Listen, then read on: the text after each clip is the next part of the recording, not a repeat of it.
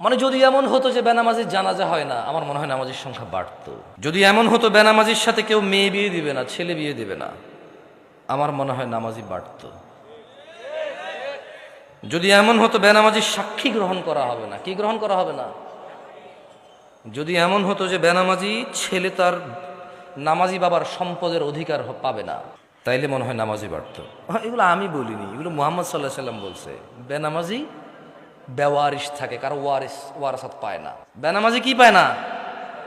নামাজির ওয়ারাসাত পায় না, পৈতৃক সম্পত্তি পায় না। যে ছেলে নামাজ পড়ে না তার বাপের সে পৈতৃক সম্পত্তি পায় না, ইসলামে সে পায় না। সে মারা গেলে তার জানাজার নামাজ হয় না।